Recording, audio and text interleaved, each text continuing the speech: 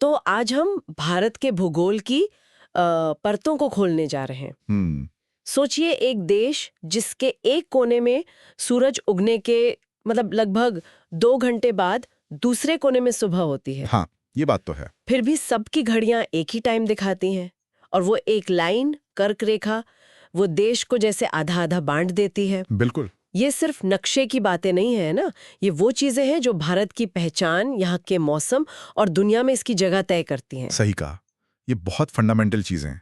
हमारे पास जो जानकारी है वो भूगोल की एक टेक्स्ट बुक के कुछ हिस्सों से ली गई है। जी। इसमें भारत का साइज, लोकेशन और कई दूसरी बेसिक बातें बताई गई हैं। हाँ, एक अच्छा आधार है चर्चा के लिए। तो आज हमारा इरादा इन फैक्ट्स को सिर्फ जानना नहीं है, बल्कि ये समझना है कि भारत का ये जो खास भूगोल है, इसका साइज, इसकी लोकेशन, ये असल में कैसे असर डालता है। हाँ, रोजमर्रा की जिंदगी से लेकर ग्लोबल स्टेज पर इसकी भूमिका तक। बिल्कुल। जी। भारत सिर्फ अपनी पुरानी सभ्यता के लिए ही नहीं जाना जाता, इसका भूगोल भी उतना ही अनोखा और दिलचस्प है। चलिए तो इसी भौगोलिक पहचान की गहराइयों में उतरते हैं आज। बिल्कुल, और ये समझना बहुत जरूरी है कि ये जो भौगोलिक स्थिति है, ये सिर्फ जमीन का एक टुकड़ा होने से कहीं ज्यादा है। अच्छा, कैसे? मेरा मतलब है ये भारत के इतिहास की धारा, यहाँ के लोगों का जीवन और दुनिया के साथ इसके जो रिश्ते हैं ना, उसकी बुनियाद है। हर लैटिट्यूड, हर लॉन्गिट्यूड की अपनी एक कहानी है, कह सकते हैं। वाह, तो शुरुआत कहाँ से करें? लोकेशन से? हाँ, स्थिति और विस्तार से शुरू करते हैं। ठीक है, तो पहली और सबसे अहम बात, भारत पूरी तरह से उत्तरी गोलार्ध में है, मतलब इक्वेटर के नॉर्थ में। जी। अगर हम मेनलैंड की बात करें तो ये दक्षिण में लगभग 8 डिग्री 4 मिनट नॉर्थ लैटिट्यूड से, हाँ, ऊपर उत्तर में 37 डिग्री 6 मिनट नॉर्थ लैटिट्यूड तक फैला है। सही। और पूर्व पश्चिम में देखें तो ये करीब 68 डिग्री 7 मिनट ईस्ट लॉन्गिट्यूड से 97 डिग्री 25 मिनट ईस्ट लॉन्गिट्यूड तक। हाँ, ये फैलाव तो काफी बड़ा है, लगभग 30 डिग्री का लैटिट्यूडनल और लॉन्गिट्यूडनल एक्सटेंट। बिल्कुल, करीब करीब 30 डिग्री दोनों तरफ। और हाँ, वो कर्क रेखा 23.5 डिग्री नॉर्थ वाली, वो तो लगभग देश के बीचों बीच से गुजरती है। जी बिल्कुल, देश को 2 हिस्सों में बांटती हुई सी लगती है। हाँ, एक ट्रॉपिकल और दूसरा सब ट्रॉपिकल, है ना? सही। और ये सिर्फ एक लाइन नहीं है, जैसा आपने कहा, ये भारत की जो क्लाइमेट में विविधता है उसकी एक बड़ी वजह है। और ये जो 30 डिग्री का फैलाव है ना, ये सुनने में लगता है कि अक्षांश और देशांतर में बराबर है। हाँ। लेकिन अगर आप नक्शे पर देखेंगे तो महसूस होगा कि उत्तर से दक्षिण की जो लंबाई है, करीब 3214 किलोमीटर। हाँ, वो पूरब से पश्चिम की चौड़ाई जो करीब 2933 किलोमीटर है, उससे थोड़ी ज्यादा है। अच्छा, हाँ, ये फर्क है। और यही विशाल विस्तार है जो भारत को इतने अलग अलग मौसम, मिट्टी और पेड़ पौधों वाला देश बनाता है। और द्वीपों को भी नहीं भूलना चाहिए। बिल्कुल नहीं। दक्षिण पूर्व में बंगाल की खाड़ी में अंडमान और निकोबार, जी। और दक्षिण पश्चिम में अरब सागर में लक्षद्वीप। हाँ, ये दोनों द्वीप समूह भारत की समुद्री सीमा और उसकी जो स्ट्रेटेजिक पोजीशन है उसको और बढ़ाते हैं। एक थोड़ी दुखद बात भी जुड़ी है इससे। जो भारत का सबसे सदर्न मोस्ट पॉइंट था, इंदिरा पॉइंट, हाँ, अंडमान निकोबार में, हाँ, वो 2004 की सुनामी में समुद्र में डूब गया। जी। प्रकृति की ताकत का एक बहुत बड़ा उदाहरण। सच में। तो भारत की ये पूरी लोकेशन नॉर्थ हेमिस्फीयर में होना, कर्क रेखा का गुजरना, इतनी लंबी कोस्ट लाइन और हिंद महासागर के बिल्कुल सिर पर होना, ये सब मिलकर इसे एक बहुत ही इंपॉर्टेंट जियोपॉलिटिकल प्लेयर बनाते हैं। मतलब हिंद महासागर में इसकी जो सेंट्रल लोकेशन है, वो इसे पूर्व और पश्चिम को जोड़ने वाले समुद्री रास्तों पर एक खास कंट्रोल देती है। एक तरह से कह सकते हैं एक खास एडवांटेज देती है। बिल्कुल। चलिए अब आते हैं भारत के आकार और इसकी सीमाओं पर। साइज? जी, साइज। एरिया के हिसाब से भारत लगभग 3.28 मिलियन वर्ग किलोमीटर में फैला है। ये दुनिया के कुल जमीनी हिस्से का करीब 2.4% है। हाँ, सुनने में शायद 2.4% कम लगे। हाँ, लगता तो है। लेकिन इस 2.4% में दुनिया का 7वां सबसे बड़ा देश समाया हुआ है। 7वां, ये बड़ी बात है। जी। और इसकी सीमाएं, बॉर्डर्स भी काफी लंबी हैं। जमीनी सीमा मतलब लैंड बॉर्डर करीब 15,200 किलोमीटर है। बहुत लंबी है, कई देशों से लगती है। हाँ, और समुद्री तट रेखा कोस्टलाइन अगर अंडमान निकोबार और लक्षद्वीप को भी जोड़ लें तो वो 7,500 किलोमीटर से भी ज्यादा है। 7,500 किलोमीटर से ज्यादा। बाप रे! ये लंबी तटरेखा तो व्यापार, सुरक्षा, मौसम सबके लिहाज से बहुत जरूरी होगी। बिल्कुल। और इसकी जो भौगोलिक बनावट है वो भी देखिए। उत्तर में विशाल हिमालय पर्वत। हाँ, वो नवीन वलित पर्वत कहते हैं ना उन्हें, यंग फोल्ड माउंटेन्स। जी, यंग फोल्ड माउंटेन्स। मतलब भूगर्भीय पैमाने पर देखें तो ये काफी नए हैं, प्लेट्स के टकराने से बने हैं। और ये सिर्फ बॉर्डर ही नहीं बनाते। नहीं, बिल्कुल नहीं, ये मौसम को भी कंट्रोल करते हैं। जैसे मानसून की हवाओं को रोकते हैं, उन्हें उत्तर जाने नहीं देते। अच्छा। और उधर मध्य एशिया से जो ठंडी हवाएं आती हैं, उनसे भी बचाते हैं। एक दीवार की तरह। हाँ, एक तरह से। और फिर दक्षिण की तरफ देखें तो लगभग 22 डिग्री नॉर्थ लैटिट्यूड के नीचे भारत का हिस्सा पतला होता जाता है। हाँ, एक प्रायद्वीप, पेनिनसुला जैसा। बिल्कुल, हिंद महासागर में अंदर तक घुसता चला जाता है। और यही जो अनोखी शेप है, ये इसे दो बड़े समुद्री हिस्सों में बांटती है। पश्चिम में अरब सागर और पूरब में बंगाल की खाड़ी। जी, और इससे दोनों तटों को, मतलब वेस्ट कोस्ट और ईस्ट कोस्ट को, अलग अलग तरह की समुद्री पहुंच मिलती है। तो आकार और सीमाओं के बाद एक बहुत ही प्रैक्टिकल और मुझे लगता है दिलचस्प चीज है टाइम का मामला। हाँ, समय। आपने बताया कि पूरब से पश्चिम का फैलाव करीब 30 डिग्री देशांतर का है। जी। इसका सीधा मतलब है कि जब अरुणाचल प्रदेश में सूरज उग रहा होता है तब गुजरात में अभी रात ही होती है। हाँ, लगभग 2 घंटे का फर्क आ जाता है लोकल टाइम में। 2 घंटे। अब जरा सोचिए, अगर पूरे देश में लोकल टाइम अलग अलग होता तो क्या होता? अरे, बहुत मुश्किल हो जाती। ट्रेनें कैसे चलती? ऑफिस का टाइम क्या होता? मतलब पूरी गड़बड़। सब कुछ, कम्युनिकेशन, ट्रांसपोर्टेशन, एडमिनिस्ट्रेशन, सब में दिक्कत। तो इसी मुश्किल से बचने के लिए एक स्टैंडर्ड टाइम बनाया गया। हाँ, और इसके लिए 82 degree 30 minute east longitude line को चुना गया, जो उत्तर प्रदेश में मिर्जापुर के पास से गुजरती है। जी, उस लाइन पर जो लोकल टाइम होता है, उसे ही पूरे देश का भारतीय मानक समय यानी IST मान लिया गया। अच्छा। इसीलिए हमारी घड़ियां, चाहे हम गुजरात में हों या अरुणाचल में, एक साथ चलती हैं। ये तो मतलब राष्ट्रीय एकता का एक प्रैक्टिकल सिंबल भी हो गया। कह सकते हैं, बिल्कुल। ये तो हुई देशांतर की बात, लॉन्गिट्यूड की। लेकिन लैटिट्यूड यानी अक्षांश का भी तो असर होता है। हाँ, बिल्कुल। उसका असर पड़ता है दिन और रात के लंबाई पर। कैसे? देखिए, भारत दक्षिण में करीब 8 डिग्री नॉर्थ से शुरू होकर उत्तर में 37 डिग्री नॉर्थ तक जाता है।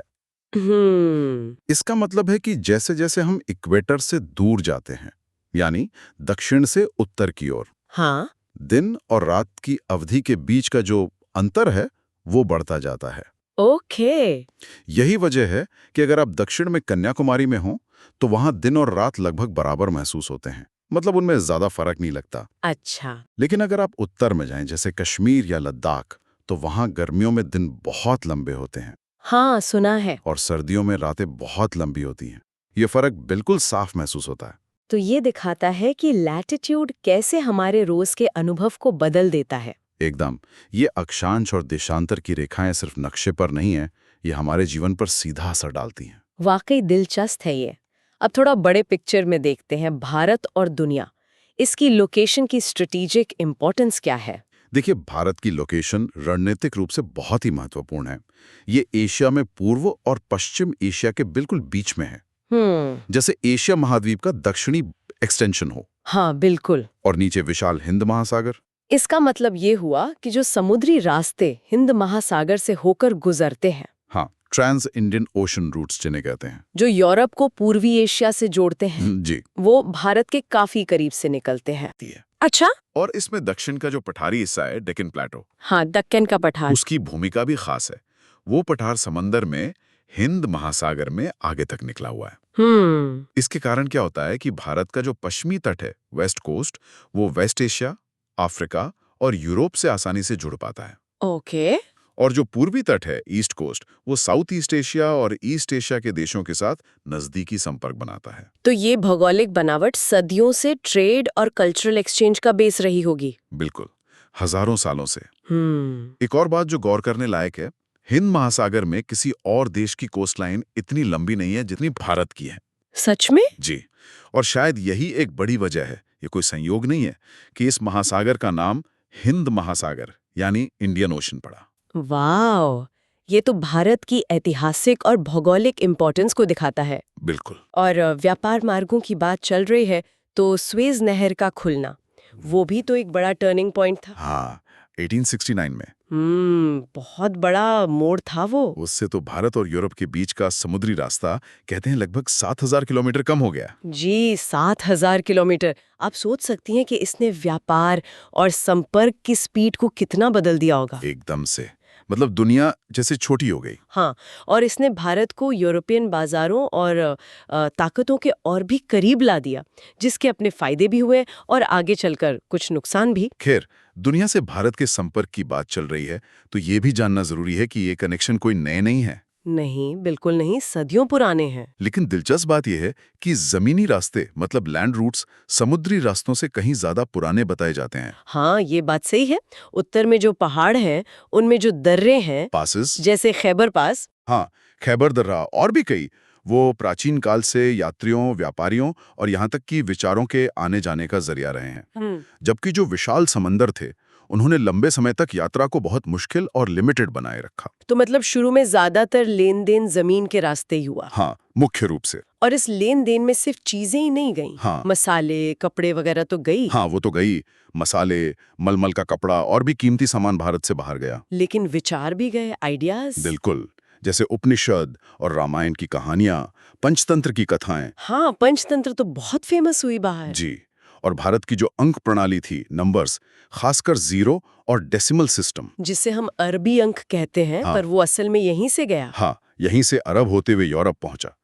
तो ये सब आइडियाज इन्हीं रास्तों से दुनिया भर में फैले। और क्या ये लेन देन सिर्फ एक तरफा था या बाहर से भी कुछ आया? नहीं, ये हमेशा टू वे ट्रैफिक रहा है। भारत ने भी बाहरी दुनिया से बहुत कुछ सीखा और अपनाया। जैसे यूनानी मूर्तिकला का असर हमें गांधार आर्ट में साफ दिखता है। हाँ, वो बुद्ध की मूर्तियों में। जी, और पश्चिम एशिया की जो आर्किटेक्चरल स्टाइल थी, खासकर मेहराब, आर्चेज, गुंबद, डोम्स और मीनारें बनाने का तरीका, वो भारत आया और यहाँ की इमारतों का, मस्जिदों का, मकबरों का, यहाँ तक कि मंदिरों और महलों का भी हिस्सा बन गया। तो ये दिखाता है कि भारत हमेशा से एक ओपन और सीखने वाली सभ्यता रही है। बिल्कुल, खुली और ग्रहणशील। चलिए, अब थोड़ा आज के समय पर आते हैं। भारत के पड़ोसी और इसकी मौजूदा राजनीतिक संरचना। जी, नेबर्स। एक बड़े देश के पड़ोसी भी कई होते हैं।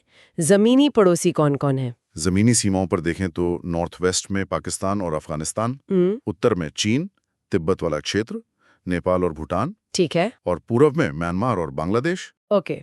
इन सभी पड़ोसियों के साथ भारत के रिश्ते काफी कॉम्प्लेक्स और हिस्टोरिकली इम्पोर्टेंट रहे हैं। बिल्कुल, बहुत गहरे और कई बार उलझे हुए भी। और समुद्र पार भी तो पड़ोसी हैं। हाँ, दक्षिण में 2 आइलैंड नेशंस, श्रीलंका और मालदीव। श्रीलंका तो बिल्कुल पास है, वो पाक स्ट्रेट और गल्फ ऑफ मन्नार से अलग होता है। जी, एक नैरो चैनल है पानी का।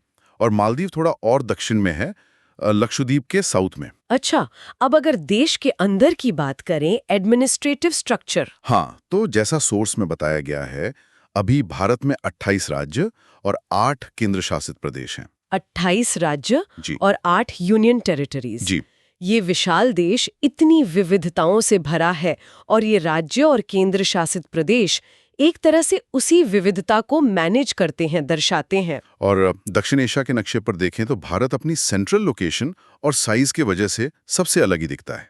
हाँ, बिल्कुल, स्ट्रैटेजिकली बहुत इंपॉर्टेंट पोजीशन है साउथ एशिया में। यहाँ इतिहास का एक पन्ना याद करना भी जरूरी है शायद। कौन सा? 1947 में आजादी से पहले भारत में 2 तरह की एडमिनिस्ट्रेटिव यूनिट्स थी। अच्छा। एक थे प्रांत यानी प्रोविंसेस, हाँ, जिन पर सीधे अंग्रेजों का शासन था। हाँ, और दूसरी थी रियासतें, प्रिंसली स्टेट्स, जी, जहां लोकल राजा महाराजा थे, जी, जो ब्रिटिश सुप्रीमेसी मानकर कुछ लोकल ऑटोनॉमी के साथ राज करते थे। हाँ, सुना है, बहुत सारी रियासतें थीं। जी, और आजादी के बाद इन सब का विलय करके, इनको इंटीग्रेट करके आधुनिक भारत का नक्शा बना। तो कुल मिलाकर भारत के अपने पड़ोसियों के साथ गहरे भौगोलिक और ऐतिहासिक रिश्ते हैं। हाँ, और एशिया के नक्शे पर देखें तो भारत की अपनी एक अलग पहचान नजर आती है। क्यों? बिल्कुल, खासकर दक्षिण एशिया में। हाँ, उत्तर में हिमालय इसे बाकी एशिया से थोड़ा अलग करता है, हाँ, और दक्षिण में 3 तरफ समुद्र इसे घेरता है। ये भौगोलिक अलगाव भी है और जुड़ाव भी, जो इसकी एक यूनिक पहचान बनाता है। चलिए, तो आज की इस गहरे पड़ताल को अब समेटते हैं। जी, हमने देखा कि भारत का जो विशाल आकार है और उत्तरी गोलार्ध में इसकी जो यूनिक लोकेशन है, कर्क रेखा का देश को 2 क्लाइमेट जोन में बांटना और वो 2 घंटे के टाइम डिफरेंस को एक स्टैंडर्ड टाइम से मैनेज करना, ये सब कितना मायने रखता है। और हिंद महासागर में इसकी जो सेंट्रल लोकेशन है वो तो इसकी ग्लोबल पहचान की चाबी है। सही कहा। और हमने ये भी समझा कि कैसे हजारों सालों से ये जमीनी और समुद्री रास्ते सिर्फ सामान के लिए नहीं, बल्कि विचारों, ज्ञान, फिलॉसफी, साइंस, इन सब के आने जाने का माध्यम बने। भारत ने दुनिया को बहुत कुछ दिया और दुनिया से बहुत कुछ लिया भी। ये सिर्फ भूगोल नहीं है, ये तो इतिहास और संस्कृति का एक बहता हुआ संगम है। बिल्कुल सही शब्द, संगम। और मेरे लिए सबसे यादगार बात शायद यही है कि अरुणाचल और गुजरात के टाइम में इतना फर्क होने के बाद भी हम सब एक ही वक्त पर अपनी घड़ी मिलाते हैं। हाँ। ये डाइवर्सिटी में यूनिटी का एक छोटा सा रोजमर्रा का उदाहरण है। बिल्कुल, बहुत अच्छा उदाहरण है। तो अंत में हम यही कह सकते हैं कि भारत की जो भौगोलिक पहचान है वो सिर्फ जमीन और पानी का नक्शा भर नहीं है। ये वो बुनियाद है जिस पर इसका अतीत बना, वर्तमान चल रहा है और कह सकते हैं कि भविष्य भी लिखा जाएगा। और यही पहचान इसे दुनिया के मंच पर एक अहम और एक अनोखा स्थान दिलाती है। और श्रोताओं के लिए एक सवाल छोड़ जाते हैं सोचने के लिए। जी। हमारे सोर्स में प्राचीन सिल्क रूट और हिमालय जैसे ऊंचे पहाड़ों में बने जो नए कम्युनिकेशन रूट्स हैं, उनके बारे में और जानने का सुझाव दिया गया है। हाँ। तो सोचा जा सकता है कि कैसे ये सदियों पुराने व्यापारिक रास्ते आज की टेक्नोलॉजी और डेवलपमेंट से जुड़ रहे हैं और भविष्य में ये भारत के ग्लोबल कनेक्शंस को कैसे और बदल सकते हैं। ये बहुत दिलचस्प सवाल है, सोचने लायक। हाँ, शायद इस पर थोड़ी और खोजबीन की जा सकती है।